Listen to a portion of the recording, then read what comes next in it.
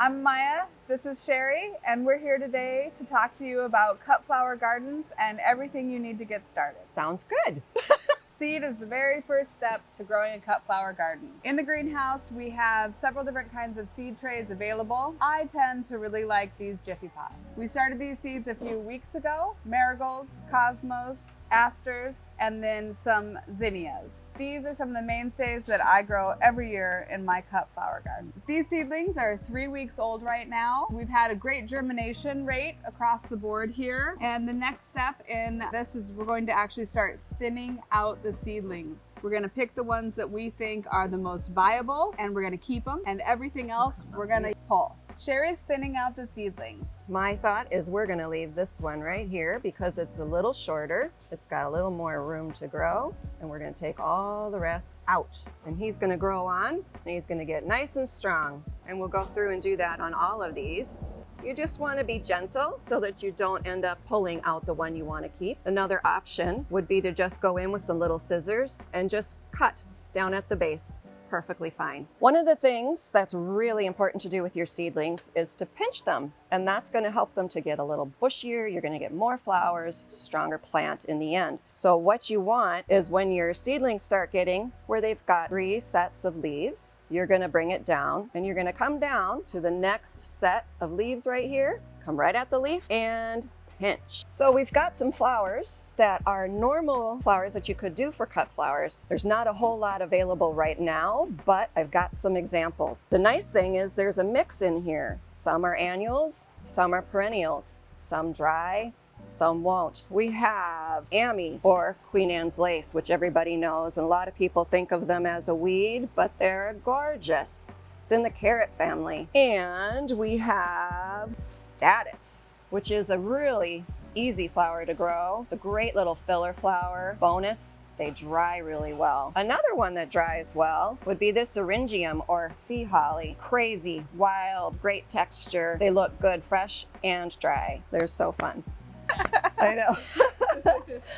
And then we've got aster. This is not a variety that I've seen actually for growing in the garden, but there are lots of varieties of asters that you can grow. It's a perennial, so it's going to come back for you every year, but it's gorgeous. Multi-flowers, nice filler, lots of fun. This one is usually a crowd favorite when everybody sees it in their cut flowers, Scabiosa. This particular variety is an annual, but there is also some that you can grow as perennials. What you're going to see is this is when it's in its bud form, which is the optimal time to actually cut this flower if you want to use it in a cut flower garden. And here it is opened up. So pretty. And the bees love this plant.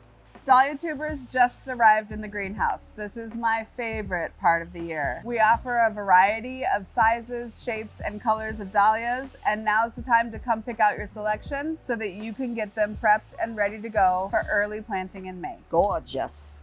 It's gorgeous. One of the most important things about starting a cut flower garden is starting your seeds and knowing when to start your seeds. It makes a huge difference if you start your seeds with the right timing so that you'll have blooms at the right time during the summer in your garden. We've created a beautiful cut flower calendar to help set you up for success. It offers a place where you can name your flower variety, know how many days until it is ready to transplant. We've also listed a column where you can see last frost in Minnesota so that you know that your little tiny plants are safe to be transplanted outside into your garden. Another resource for you is the seed packets themselves. These seed varieties offer a ton of information, so never throw away your seed packets. They have information about when to sow outside, when to sow inside, when to transplant, what your transplant should look like when it's viable and ready to go outside. If there are special germination instructions, those will be on your seed packet as well. Good gardener always keeps their seed packets and always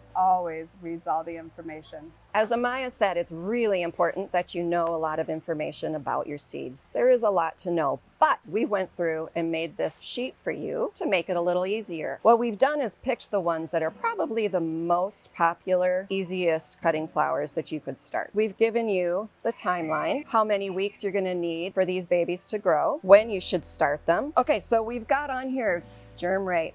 How many days is it going to take for it to actually mature? That is when it's going to go from when you started the seed to when it's going to flower. Kind of a good thing to know. How deep are you going to plant these babies when you put them in your seed trays? Are they on the surface, or are they having to go about a 1/4 inch deep? And then what we've done is gone through and given you some basic planting notes, things that you need to know for when you can put them in the ground. And then we're going to go in and tell you how tall it's going to get. You want to space them out when you put them in the garden. Harvesting. When do you harvest them? When's the proper time to pick? Just like we said in the scabiosa, you're going to do it when it's a little tighter bud. This will list out some of the details for those. Give you the most success. We've created this great guide that has all this information about how you should set up your cut flower garden, pros, cons, and what to do.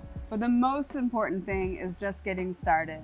We have resources available, but honestly, we both started a cut flower garden just by scattering seeds in our yard and harvesting bouquets to enjoy inside. And we've made a lot of mistakes. It's okay to make mistakes. That's how we learn. So these sheets that we put together for you can be found on the website on our Learn tab. They're in a PDF, so you can go right ahead and print them out, bring them in your garden with you. Dahlias are now available in the greenhouse. Come get your dinner plate, your pom-pom, your semi-formal, your cactus. Come get your dahlias before I buy them all. Because I just might. Yeah. And if she doesn't, I will. See you guys next time at Tonkadale.